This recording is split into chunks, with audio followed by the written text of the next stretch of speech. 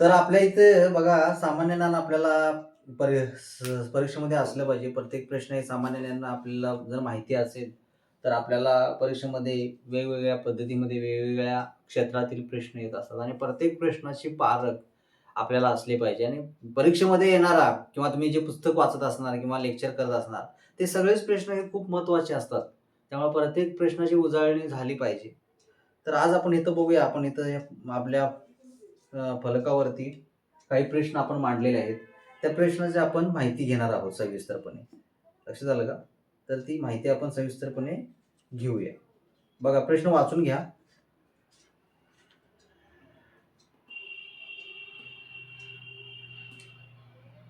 तर पहिला प्रश्न काय आहे बघा. 2011च्या गणनेनुसार भारतात महिलांचे साक्षरता दर किती आहे? बघा काय म्हटले, 2011च्या जनगणनेनुसार भारतामध्ये महिलांचे साक्षरता दर किती आहे? तर बघा आपल्या देशामध्ये दर 10 वर्षांनी जनगणना होत असते. लक्षात आलं का? दर 10 वर्षांनी जनगणना होत असते.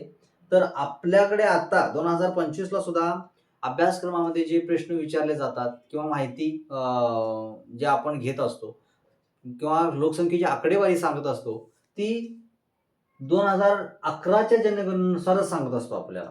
आता 2025 आहे आपल्याकडं. जर 10 वर्षांनी होते, मग तुम्ही म्हणाल 2021 ला काय झाले? तर 2021 या साली कोरोनाचा काळ होता आपल्या देशामध्ये. त्यामुळं कोरोनाच्या काळामध्ये लोकसंख्येची जनगणना जी आहे ती होऊ शकली नाही. त्यामुळं ती पुढे ढकलली गेली. पण बघू आता भारत सरकार कधी जनगणना घेते. तर 2011च्या जनगणनेनुसार आपल्या ला माहिती पाहिजे की महिलांची साक्षरता दर जो आहे तो किती होता? तर तो आहे 65.46%. 65.46% जो आहे तो दर असलेला आपल्याला पाहायला मिळतो. 65.46%. बघा 2011च्या जनगणनेनुसार भारतात महिलांची साक्षरता दर किती आहे, प्रमाण किती आहे? तर ते आहे 65.46%. हा प्रश्न मी तुम्हाला महत्वाचा असं का म्हटलं, हे जे प्रश्न जे तुम्हाला मी फलकावरती लिहिलेले आहेत, हे TCS न विचारलेले प्रश्न आहेत. TCS जे आहे परीक्षा घेणारी जी संस्था, तिने विचारलेले प्रश्न आहेत हे माझ्या मनानं दिलेले नाहीत. परीक्षेमध्ये आलेले प्रश्न मी इथं तुम्हाला फलकावरती मांडलेले आहेत. मग ते तुम्हाला एक सामान्य माहितीच्या प्रमाणे माहिती असावीत, कारण हे प्रश्न तुम्हाला भविष्यामध्ये विचारू शकतात. त्यामुळे पहिल्या प्रश्नाचं काय उत्तर आहे? 2011च्या जनगणनेनुसार भारतात महिलांचे साक्षरता दर किती आहे? तर 65.46. मी बघा महिलांचं शिक्षणाचं प्रमाण हे आपल्या भारत देशामध्ये वाढलेलं असल्याला आपल्याला पाहायला मिळतं. दुसरा प्रश्न काय बघा, 1951 मध्ये बापू धर्म सभा आदिवासी सेवा धर्माची स्थापना कोणी केली? 1951 मध्ये बापू धर्म सभा या आदिवासी सेवा धर्माची स्थापना कोणी केली? ते आपल्याला माहिती पाहिजे. बघा काय येतंय का?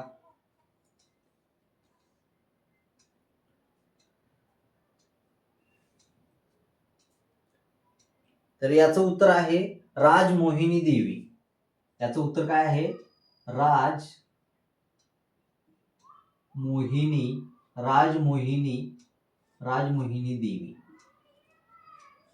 राजमोहिनी देवी. आता बापू धर्मसभा म्हटल्यावर बापू लिहिले म्हटलं कोणतरी म्हणेल महात्मा गांधीजींनी केली की काय? तर लक्षात असलं पाहिजे. बघा 1951 मध्ये बापू धर्मसभा या आदिवासी सेवा धर्माची स्थापना कुणी केली? तर त्याचं उत्तर आहे राजमोहिनी देवी. तर राजमोहिनी देवी कोण होत्या? 1951 मध्ये बापू धर्मसभा या आदिवासी सेवा मंडळाची स्थापना त्यांनी राजमोहिनी देवी यांनी केली. राजमोहिनी देवी एक भारतीय समाजसेविका, गांधीवादी आणि बापू धर्मसभा आदिवासी सेवा मंडळाच्या संस्थापक होत्या. त्या भारतातील एक समाजसेविका आहेत. या राजमोहिनी देवी ज्या आहेत त्या भारतातील समाजसेविका आहेत आणि यांनी बापू धर्मसभा हो प्रश्न परीक्षेला TCS ने विचारलेला आहे मित्रांनो. बापू धर्मसभा कोणी स्थापन केली? तर राजमोहिनी देवी. या राजमोहिनी देवी ज्या आहेत त्या भारतातील प्रसिद्ध समाजसेविका आहेत. त्यांनी सामाजिक क्षेत्रामध्ये आदिवासी भागामध्ये मोठ्या प्रमाणातलं चांगलं काम केलेलं आहे. लक्षात आलं का? आणि 1951 मध्ये त्यांनी बापू धर्मसभा या सभेची जी आहे स्थापना केलेली आहे. त्याचबरोबर भारत सरकारने त्यांना 1989 मध्ये भारत सरकारने त्यांना 1989 मध्ये जो आहे तो पद्मश्री हा जो पुरस्कार जो आहे बघा, 1900 यांना इथं असं मी हे करतो बाण करतो, 1989 मध्ये त्यांना पद्मश्री हा पुरस्कार जो आहे तो पुरस्कार त्यांना देण्यात आलेला आहे. पद्मश्री पुरस्कार राजमोहिनी देवी यांना त्यांना सामाजिक कामातील त्यांनी केलेलं सामाजिक कार्य किंवा काम त्यांचं कार्य बघून भारत सरकारने त्यांना 1989 मध्ये पद्मश्री या पुरस्काराने मित्रांनो गौरवण्यात आलेला आहे. पुढचा प्रश्न आहे बघा, भारताच्या कोणत्या प्रदेशात शेकरू आढळते? आता हे महाराष्ट्राच्या परीक्षेमध्ये TCS ने विचारलेले प्रश्न आहेत, त्यामुळे महाराष्ट्राच्या वन विभागाशी, वन्य प्राण्यांशी, वन्यजीवाशी आधारित हा प्रश्न आहे आणि हा प्रश्न एकदम सोपा आहे, तर तुम्हाला तो आला पाहिजे. महाराष्ट्रातील कोणत्या प्रदेशामध्ये शेकरू आढळते? शेकरूला तर काही भाषेमध्ये चानी सेकरा असं म्हणतात. चानी म्हणजे असे म्हणतात त्यांना, त्यांच्या लाल तांबूस अशा कलरचा तो प्राणी असतो, असे लक्षात आलं का? आणि ज्याप्रमाणे खारुताई असते, खारुताईच्या जो प्राणी आहे आपल्या गाव भागामध्ये आढळतो, खेडेभागामध्ये तुम्ही गेला तर त्याच प्रजातीला हा शेकरू जो प्राणी आहे तो आढळतो. तर हा जो विशेष करून जो आहे तर भीमाशंकर, महाराष्ट्राचा हा राज्य प्राणी आहे शेकरू. महाराष्ट्र राज्य प्राणी आहे शेकरू. आणि म्हटलं जातं बघा, त्याला काय म्हटलं जातं? भीमाशंकरचं लेकरू कोकरू शेकरू. भीमाशंकरचं लेकरू शेकरू. भीमाशंकर या अभयारण्यामध्ये शेकरू जातीची जी खार जी आहे ती खार आढळते. आणि भीमाशंकर जो आहे हा भाग कुठल्या भागामध्ये येतो? तर तो पश्चिम घाटामध्ये येतो. पश्चिम घाट. आता मी पश्चिम घाट इथं का म्हटलं असेल? त्याला पश्चिम घाट का म्हटलं बरं? सह्याद्री पर्वत असं का म्हटलं नाही पश्चिम घाट? तर त्यांनी काय प्रश्न विचारलाय? भारताच्या कोणत्या प्रदेशात शेकरू आढळते? भारताच्या कोणत्या प्रदेशात? मग भारताचे प्रदेश आहेत, उत्तर भारतीय मैदानी प्रदेश, उत्तर भारतीय पर्वतीय प्रदेश, त्यानंतर भारतीय किनारी प्रदेश, त्यानंतर पश्चिम घाट. लक्षात आलं का? हा सुद्धा प्रादेशिक प्रदेश आहे ना, पर्वत पठारी याच्या मैदानी याच्यामधला, त्यामुळं याला पश्चिम घाट असं म्हटलं जातं. आणि शेकरू जो आहे हा शेकरू महाराष्ट्राचा राज्य प्राणी आहे. आपल्याला बघितलं तर पश्चिम घाटामध्ये असणारे राधानगरी अभयारण्य असेल, आंबोली घाट असेल, ज्या पश्चिम घाटामध्ये जे वन्यजीव संरक्षित विभाग आहेत किंवा चांदोली अभयारण्य असेल तर त्याच्यामध्ये हा शेकरू खार जातीचा जो प्राणी आहे तो आढळतो. विशेष करून तुम्ही भीमाशंकर अभयारण्यामध्ये गेला तर भीमाशंकर अभयारण्यामध्ये शेकरू हा प्राणी जो आहे तो मोठ्या प्रमाणामध्ये आढळतो. आणि हा प्राणी जो आहे तो पश्चिम घाटामध्ये, त्याला सह्याद्री पर्वत असं म्हणतो, त्या सह्याद्री पर्वतामध्ये आढळलेला आपल्याला पाहायला मिळतो. पुढचा प्रश्न बघा, महात्मा गांधी यांनी टिंबटिंब येथील साबरमती आश्रमापासून दांडीपर्यंत मिठाचा सत्याग्रह काढला होता. आता हा प्रश्न तर खूपच महत्वाचा आहे. काय विचारले बघा, महात्मा गांधी यांनी टिंबटिंब येथील साबरमती आश्रमापासून दांडीपर्यंतचा मिठाचा सत्याग्रह काढला होता.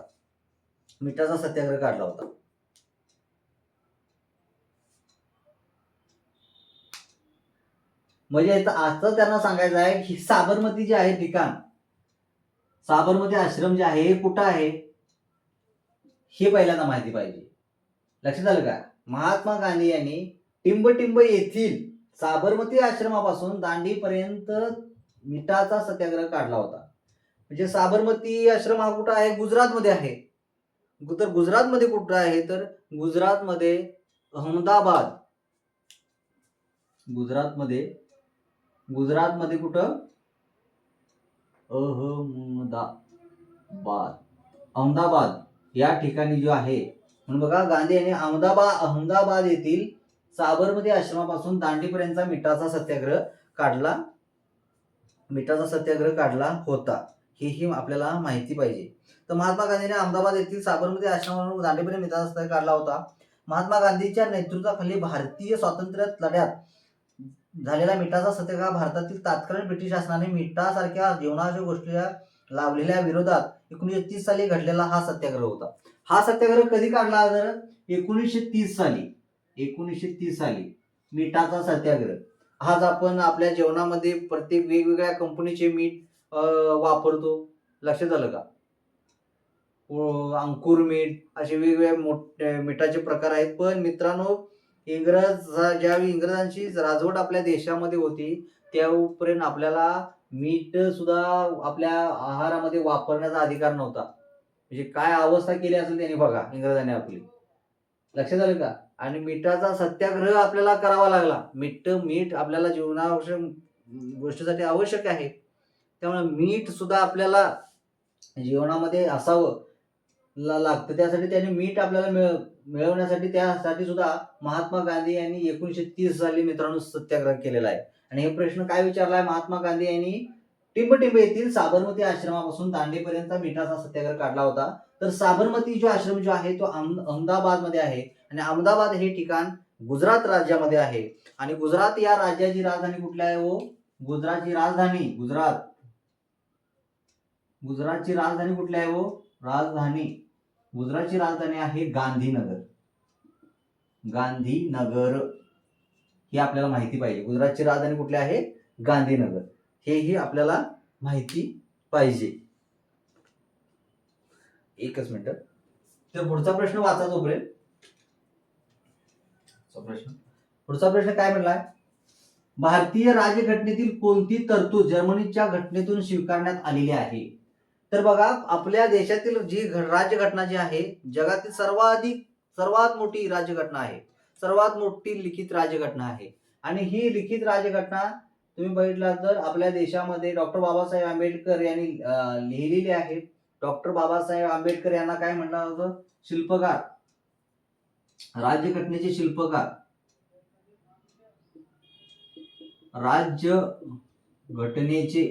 राज्यघटनेचे शिल्पकार डॉक्टर आंबेडकर.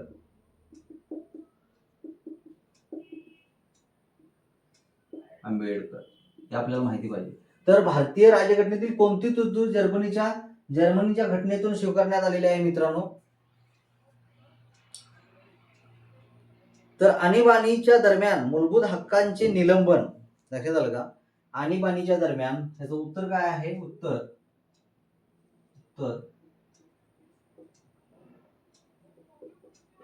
आणीबाणीच्या दरम्यान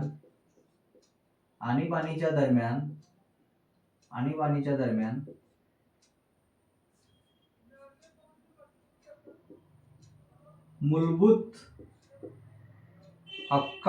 हक्कांवरील निलंबन.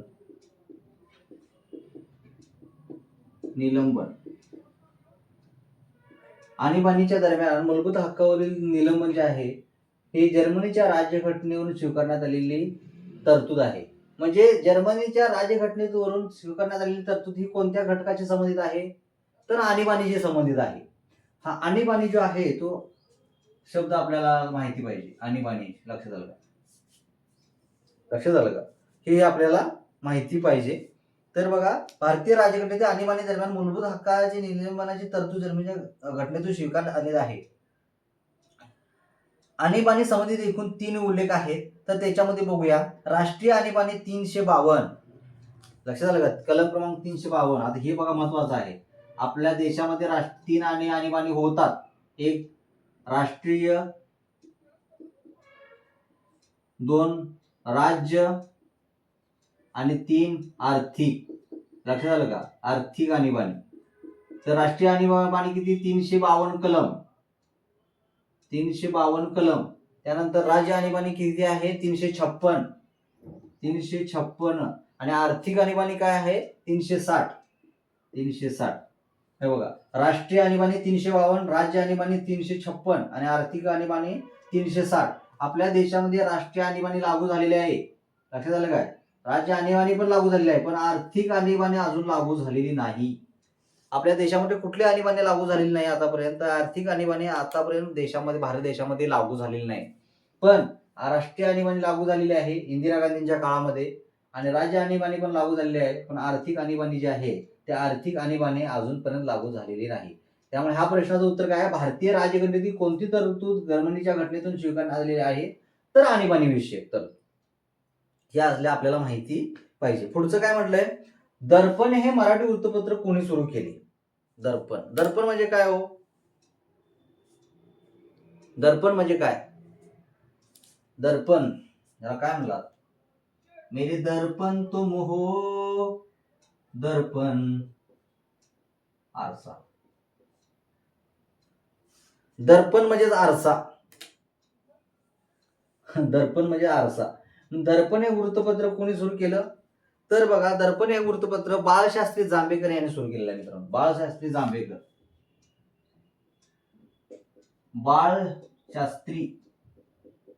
बाळशास्त्री जांभेकर, बाळशास्त्री जांभेकर यांनी दर्पण हे मराठीतील वृत्तपत्र सुरू केलेलं आहे. हे प्रश्न आलेले आहेत. हे प्रश्न परीक्षेमध्ये आलेले आहेत. हे प्रश्न परीक्षेमध्ये आलेले आहेत. तेच तुम्हाला घेतलेले आहेत. तर तुमच्या लक्षात आलं पाहिजे. तर दर्पण आज विचारलेला आहे, उद्या तुम्हाला विचारतील. आता काय इथं काय विचारलं त्यांनी? दर्पण हे मराठी वृत्तपत्र कोणी सुरू केलं असं विचारलं. पण असं विचारलं जाईल, केशरी आणि मराठा ही वृत्तपत्र कोणी सुरू केली? इथं लिहितो, ह्याच्या पुढे इथं लिहितो बघा, केशरी आणि मराठा ही वृत्तपत्र कोणी सुरू केली? वृत्तपत्र म्हणतो मी. केशरी आणि मराठा ही वृत्तपत्र कोणी सुरू केली? तर स्वराज्य हा माझा जन्मसिद्ध हक्क आहे आणि तुम्ही मिळवणारच अशी घोषणा देणारे, ठणकावून सांगणारे, इंग्रजांना सांगून सांगणारे कोण? लोकमान्य टिळक. त्या लोकमान्य टिळकांनी जे आहे हे वृत्तपत्र हे सुरू केलेले आहे. लोकमान्य टिळक हे भारताच्या स्वातंत्र्य चळवळीमधील खूप मोठे व्यक्ती होते. लक्षात आलं का? तर 1905 ते 1920 पर्यंत टिळक युग म्हणून ओळखलं जातं. जहालवादी विचाराचे विचारवंत लोकमान्य टिळक होते. लोकमान्य टिळकांनी खूप मोठं आपल्या देशासाठी काम केलेलं आहे. पण जी भारताची राष्ट्रीय काँग्रेसची आतापर्यंत अधिवेशनं झाली, त्या एकाही अधिवेशनाचे लोकमान्य टिळक हे अध्यक्ष नव्हते. बघा, देशातील प्रमुख स्वातंत्र्य लढ्यातील नेत्यापैकी एक लोकमान्य टिळक हे आहेत. पण भारतीय राष्ट्रीय काँग्रेसच्या एकाही अधिवेशनाचे लोकमान्य टिळक हे अध्यक्ष नव्हते. 1905 ते 1920 कालखंड लक्षात ठेवा. 1905 ते 1920 हा कालखंड टिळक युग म्हणून ओळखला जातो. लक्षात हे पाहिजे. लाल बाल पाल, तर लाला लजपत राय, बिपिनचंद्र पाल आणि लोकमान्य टिळक. लक्षात आलं काय? हे तुम्हाला माहिती पाहिजे. बाळ गंगाधर टिळक हे 3 नेते जे होते हे जहालवादी विचारवादी होते. लक्षात आलं का? त्यामुळं आपल्या स्वातंत्र्य लढ्यामध्ये जहालांचा एक गट आणि मवाळांचा एक गट होता. या जहालांच्या गटामध्ये लाला लजपत राय, बिपिनचंद्र पाल आणि लोकमान्य टिळक ह्या 3 नेत्यांचा उल्लेख करत असलेला आपल्याला पाहायला मिळतो. तर समाज प्रबोधन, पुढचं काय म्हटलंय दर्पण मध्ये बघा, समाजाचे प्रबोधन व्हावे या उद्देशाने बाळशास्त्री जांभेकर यांनी 6 जानेवारी 1832 रोजी दर्पण नावाचे मराठीतील पहिले वृत्तपत्र सुरू केले. त्या दिवसाची आठवण म्हणून 6 जानेवारी हा दिवस महाराष्ट्र पत्रकार दिन म्हणून साजरा केला जातो. बघा किती, 6 जानेवारी 1832 वृत्तपत्र किती साली केले? 6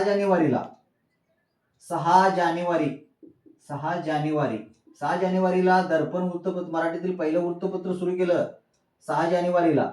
आणि 6 जानेवारी हा दिन कुठला ओळखला जातो? दिवस पत्रकार दिवस. 6 जानेवारी हा पत्रकार दिन किंवा पत्रकार दिन म्हणून ओळखला जातो. आणि 6 जानेवारी लक्षात आलं का? 6 जानेवारी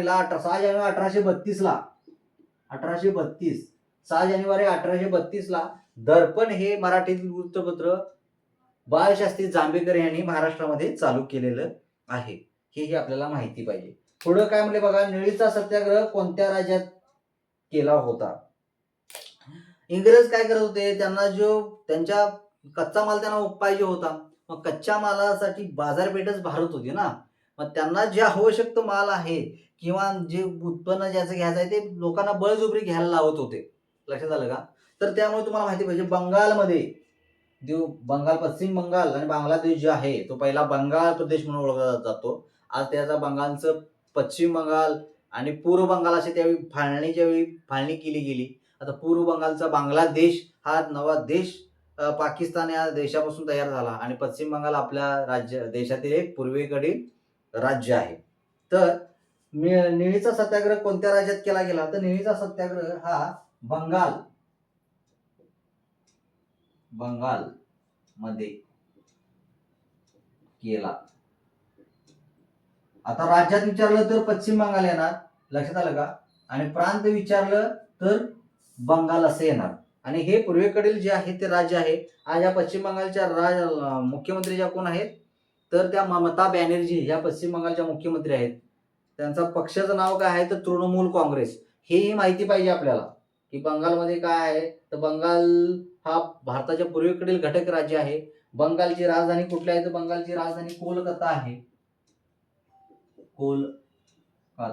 बंगालची राजधानी कोलकाता आहे, लक्षात आलं का? त्यानंतर बंगालची राजधानी कोलकाता आहे. बंगालचे आताचे मुख्यमंत्री कोण आहेत? ममता बॅनर्जी आहेत. त्यांचा राजकीय पक्ष कुठला आहे? तर तृणमूल काँग्रेस आहे. हे माहिती पाहिजे. त्यामुळे निळीचा सत्याग्रह कुठं झाला? तर बंगालमध्ये झाला. तर निळीचा सत्याग्रहाबद्दल आपण माहिती घेऊया. बंगालचे शेतकरी यांनी 1859 चा निळीचा सत्याग्रह केला होता. बंगालमध्ये 1859 मध्ये निळीचा सत्याग्रह सुरू झाला आणि ब्रिटिशांच्या बागायतदाराविरुद्ध शेतकऱ्यांनी केलेले बंड होते ते, ज्यांनी त्यांना शेतकऱ्यांना अत्यंत प्रतिकूल अशा अट्टीनुसार नीळ पिकवण्यास भाग पाडले होते. बंगालच्या नादिया जिल्ह्यात नीळ उत्पादकांनी नीळ पिकवण्यास नकार देऊन बंड केले. बंगालच्या कुठल्या जिल्ह्यात? नादिया जिल्हा. हे बंड निळीचा सत्याग्रह कुठे झाला हो? नादिया जिल्ह्यामध्ये झाला. नादिया जिल्हा. आता हे काय करायचं, इंग्रज लोक बळजबरी उत्पादन घ्यायला पाहिजे. हा चला तुम्ही निळीचं उत्पादन घ्या. तर निळीच्या उत्पादनामुळे काय व्हायचं तुम्हाला लक्षात यायला पाहिजे. निळीची शेती करत असताना ती जी आपण चांगली पिकाऊ जी जमीन आहे, तिथं असणारी भात शेती असेल किंवा तिथं त्याला भाताला धान असं म्हणतात, धानची शेती असेल, तर ते त्या शेतीचं उत्पादन घेत असताना त्या जमिनीमध्ये जर निळीची शेती केली तर ती शेती परत दुसऱ्या भात शेतीसाठी किंवा इतर पिकासाठी योग्य होत नव्हती. तर त्या शेतीचा कस जो आहे किंवा शेत जमीन खराब होत होती. लक्षात आलं का? त्यासाठी इंग्रजांच्या वापरलेल्या बळजबरी धोरणाला लक्षात आलं का, नादिया जिल्ह्यातील लोकांनी बंड केला आणि तो निळीचा सत्याग्रह म्हणून आपला आज देशामध्ये ओळखला जातो. हे आपल्याला माहिती पाहिजे. तो किती झाला? 1859. निळीचा सत्याग्रह 1859 मध्ये झाला. 1859 मध्ये झाला.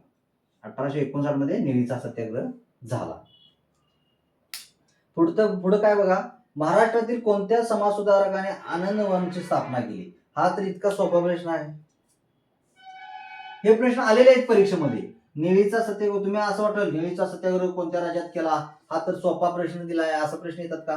पण हे तुम्हाला जे प्रश्न मी इथं दिलेले आहेत, हे प्रश्न परीक्षेमध्ये आलेले आहेत, तेच तुम्हाला मी इथं दिलेले आहेत. पुढे काय म्हटले बघा, महाराष्ट्रातील कोणत्या समाजसुधारकाने आनंदवनाची स्थापना केली? कोण समाज सुधारक होऊन गेले की ते आनंदवनाची त्यांनी स्थापना केली असेल? सोपं उतरायचं याचं, बाबा आमटे.